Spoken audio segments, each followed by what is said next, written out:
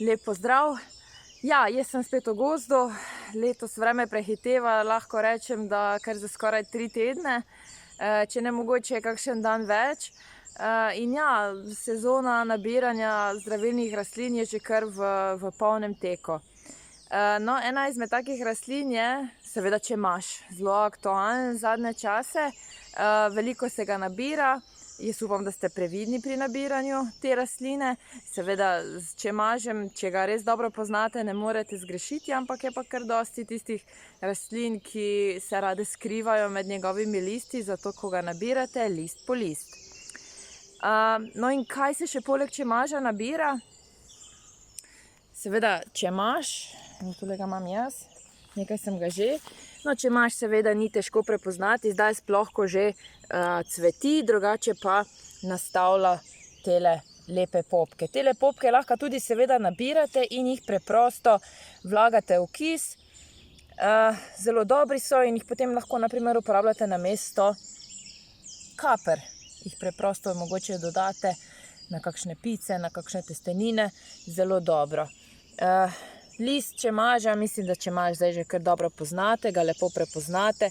So gladki, nimajo tistih močnih izrazitih žil, razen tlele ozadje ena. In so taki mehki in pa seveda najbolj prepoznani po svojem vonju, po česnu. No, tole pa je cvet, mislim, da ga kar lepo poznate. Seveda je podoben cvetu česnu, drobnjaku. Ni tako mogoče fejst bogat, ampak ima tudi precej oster okus. Tako da zdaj si seveda lahko nabirate tudi cvetove čemaža in jih preprosto uporabite kot okras na jedeh. Ali pa jih posušite, lahko jih tudi vložite in jih uporabite za kasnejšo uporabo. No, tole zraven je česnovka. Mogoče, da grem tamle malo drugam, ki je malo bolj lepa, bolj izrazita za prepoznavo. Evo, mislim, da o česnovki smo tudi že govorili. Ima tudi tako nekako, že samo ime pove, da ima okus in vonj po česnu. Mogoče ni tako zelo izrazit kot pri čemažu, ampak kljub temu jo lahko nabirate, uporabite v jedeh. Jaz jo priporočam čim bolj svežo, ker nekako s sušenjem izgubi tisto svojo zdravilnost. Da bi jo pa hranili za dlje, pa si iz nje lahko pripravite pesto, isto kot iz čemaža. Lahko pa si naredite kombinacijo, naprimer čemaž, česnovka in je to. Mogoče še kakšna penuša in imate odličen namaz ali pa dodatek jedem. Da predstavimo še tole rastlinico. Marsikdo nekako, pozna koprivo. Tole je velika mrtva kopriva, vendar je ne uporablja, kar je seveda nekako škoda, da je ne uporabljajo, saj je zelo zdravilna rastlina. Vsebuje zelo veliko vitaminov, sploh vitamina C. Predvsem najbolj se mi pa zdijo dobri tile lepi cvetovi, ki so tako roza obarvani. In zdaj, kako jih uporabite, najbolj kar sveže. Lahko je takole, ko ste v gozdu, kar pojeste, so tako rahlo sladki, ali pa jih naberete in jih uporabite za pripravo sirupa, enako kot si pripravljate smrekove vršičke, torej na sladkorju. Če pa vam sladkor ne odgovarja najbolj, pa jih lahko namočite na med in iz njih potem pripravite en takšen sirup, ki vas bo varoval v času prehladov. Odlično, ne?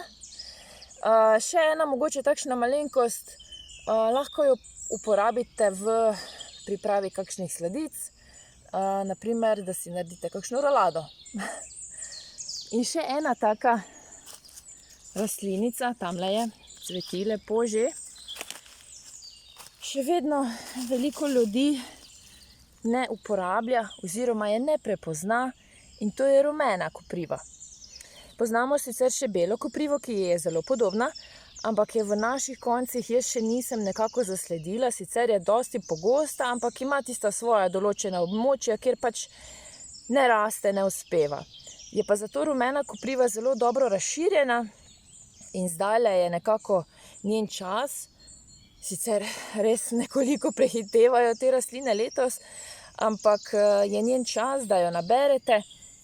Kot vidite, ima zelo lepe rumene cvetove in ta rastlina je odlična pri odvajanju vode iz telesa, zelo dobro podpira delovanje ledvic, torej če so kakšne težave s sečili, sploh če so kakšna vnetja mehurja, da so ponavljajoča vnetja mehurja in pa če je mogoče že kakšen pesek v ledvicah, zelo dobro očisti ledvice. Izredno zdravilna rastlina, kot sem povedala, lahko uporabljate svežo, tele preproste cvetove poberete, jih uporabljate v solatah, torej da kar sveže pojeste, ali pa preprosto poberete zgornji del rastline in jih posušite za čaj. Mogoče še ena rastlina, ki je zdaj vedno bolj pogosta, lepo cveti v gozdu, ki pa tudi nekako ni najbolj poznana.